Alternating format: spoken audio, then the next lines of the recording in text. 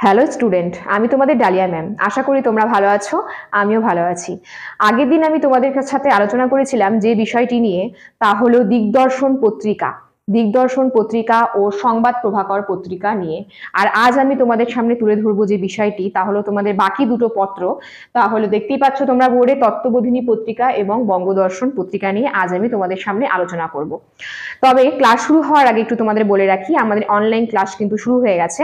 যারা আমাদের সঙ্গে যুক্ত হতে চাইছো তারা সত্বর যোগাযোগ করো আমাদের সঙ্গে আমাদের এই যোগাযোগ নম্বরে 6295916282 7076398606। এই নাম্বারে তোমরা সত্বর যোগাযোগ করো। আমাদের অনলাইন ক্লাস কিন্তু শুরু হয়ে গেছে এবং তোমরা নিজেদের বন্ধু বান্ধবীদের মধ্যেও ক্লাসগুলো শেয়ার করবে যাতে তারাও উপকৃত হয়। চলো তাহলে বেশি কথা না বলে আমাদের ক্লাস শুরু করি। আমরা আজকে যে পত্রিকা নিয়ে প্রথমে আলোচনা করব তার নাম হচ্ছে তত্ত্ববোধিনী পত্রিকা।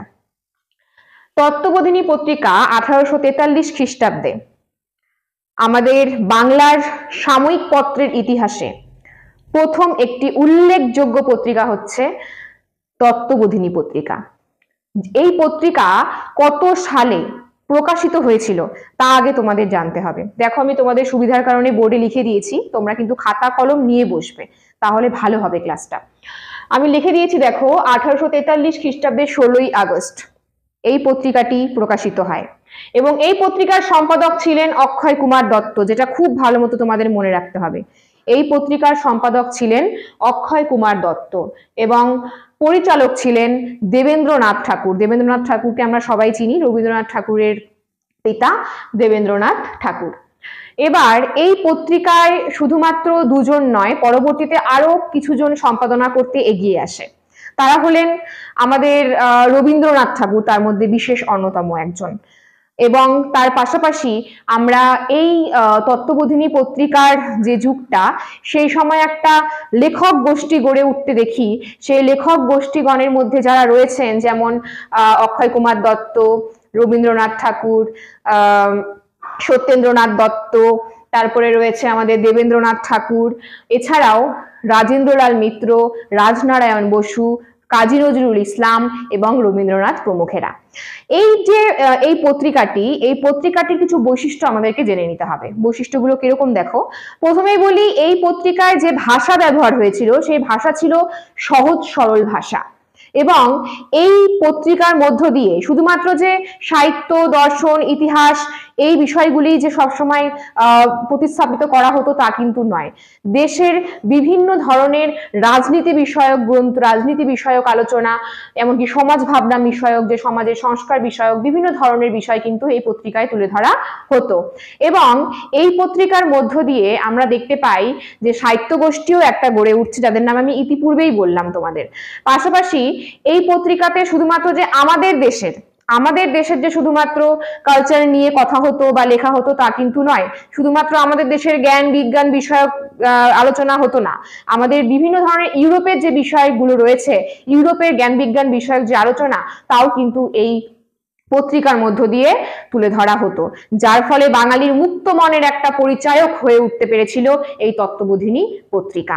তাহলে দেখো, তত্ত্ববোধিনী পত্রিকা কত সালে প্রকাশিত হয়েছিল, তত্ত্ববোধিনী পত্রিকার সম্পাদককে, তত্ত্ববোধিনী পত্রিকার পরিচালককে এবং তার কিছু বৈশিষ্ট্য কিন্তু আমি তোমাদের সামনে তুলে ধরলাম।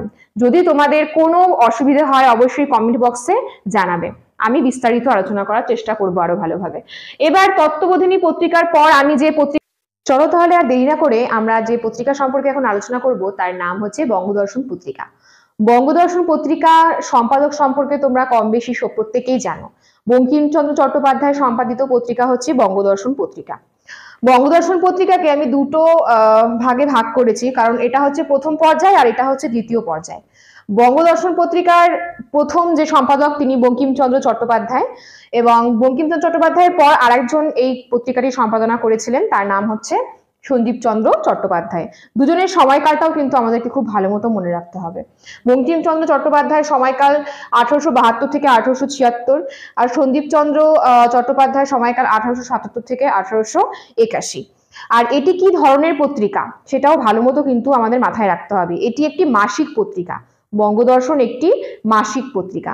এই যে এনাদের এই দুজনের কিন্তু সম্পাদনায় কিন্তু শুধুমাত্র আটকে থাকেনি বঙ্গদর্শন পত্রিকা।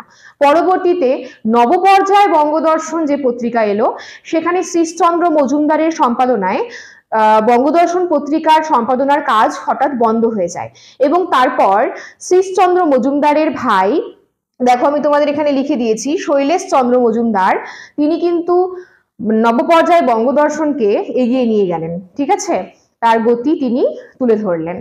এর পরবর্তী সম্পাদনার কাজ শৈলেশ চন্দ্র মজুমদার কিন্তু করেছেন এবং শেষ পর্যায়ে একেবারে শেষের দিকে রবীন্দ্রনাথও কিন্তু এই পত্রিকার সম্পাদনা করেছিলেন। সেখানকার সালটা আমাদের খুব ভালো মতো মনে রাখতে হবে। দেখো 1901 থেকে 1904-এ কিন্তু রবীন্দ্রনাথ ঠাকুর বঙ্গদর্শন পত্রিকার সম্পাদনার কাজ করেছেন। তাহলে আজ আমি তোমাদের সামনে আলোচনা করলাম তত্ত্ববোধিনী পত্রিকা এবং বঙ্গদর্শন পত্রিকা সম্পর্কে আলোচনা করলাম। আমার ক্লাস যদি তোমাদের ভালো লেগে থাকে তবে অবশ্যই লাইক, কমেন্ট, শেয়ার করে আমাদের এই চ্যানেলটি সাবস্ক্রাইব করে আমাদের পাশে থেকো এবং বাকিদেরও সুযোগ করে দিও জানার।